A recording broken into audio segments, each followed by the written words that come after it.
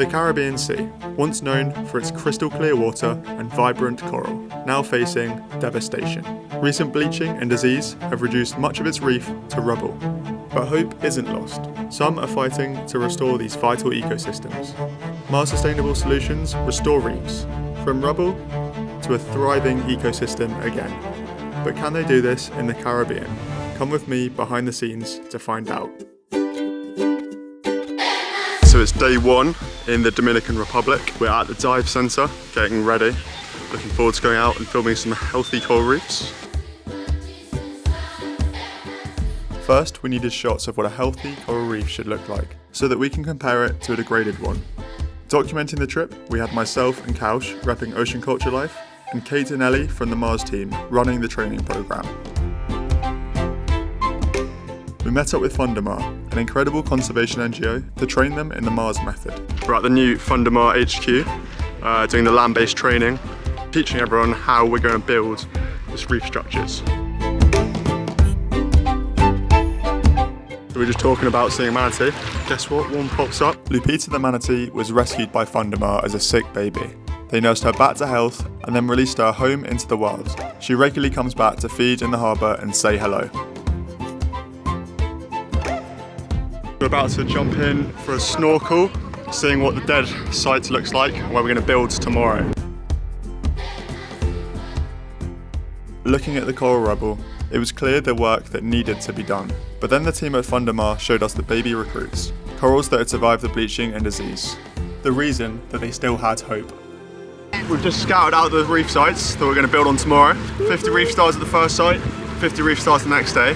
Let's do it. How are we feeling for tomorrow? Feeling pumped. Oh yeah. We're really excited. What was this? The ocean dance. Ah, I see. So the next day, we got to work. Alright, so we've just loaded up the boat with reef stars and we're heading off to the restoration sites, putting the reef stars in place.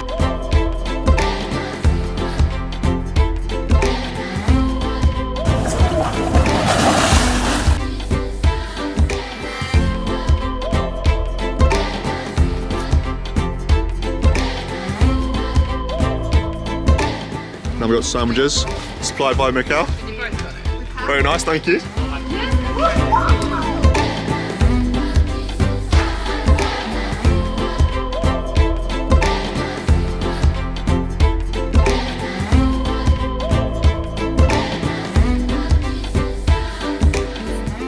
When I saw our baby corals on the stars, I could visualize how they are going to be looking in 4 or 5 year period, and I know that we are still in time. Now the corals have a stable platform to grow, and biodiversity can return. Reef stars all installed, easy work, no problems at all. The next morning, we were finishing the interviews to complete the shoot, but there was one shot we hadn't got yet. Lupita the manatee underwater, when all of a sudden... Hi, manatee, it's a manatee! We have a manatee, it's a manatee, yeah. Well, we will find it now.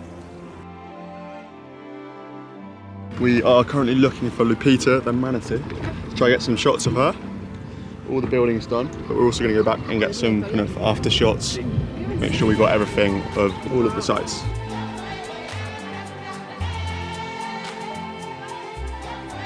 We'd almost given up on Lupita, but then we got a call. Ramel from Fundamar had just found her, after searching all day.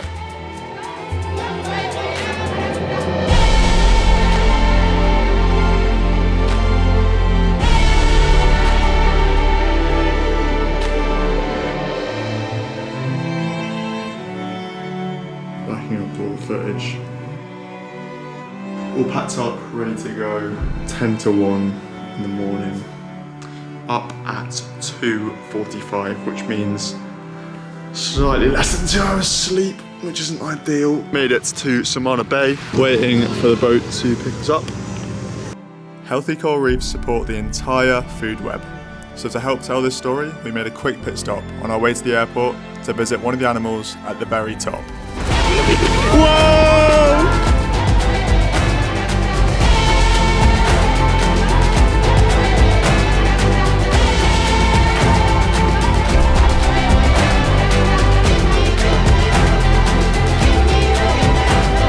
On the flight to Cartagena, and we have a sleepy couch behind us.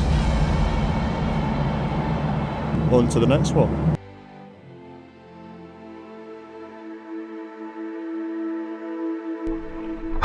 Okay, so we are at Faradero Reef. The reef sits at the mouth of a river, bringing lots of pollution from the land, and has a green layer of sediment on the surface, meaning little light and bad visibility. But despite the harsh conditions, the resilient coral still lives, and that's why it's important to protect it. As we got to the bottom and looked around, we knew this would be a tough build. Ellie, what's going on? I don't know. Regardless, the Colombian partners, Corrales de Paz, had rallied the local fishing community and a group of volunteers who cracked on.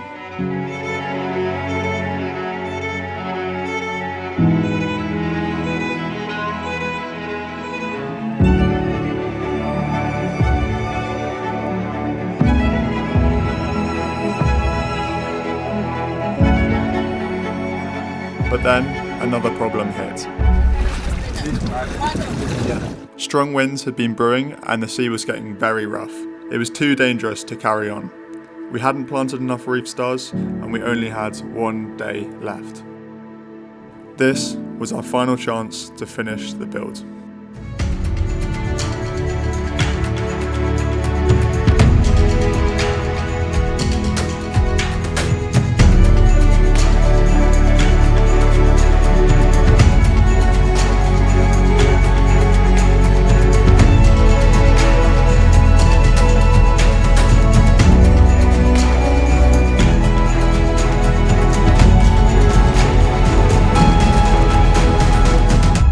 The team had done it. The build was complete, and 2 months on, surveys showed that the coral had not just survived, but had started to grow, rebuilding the reef.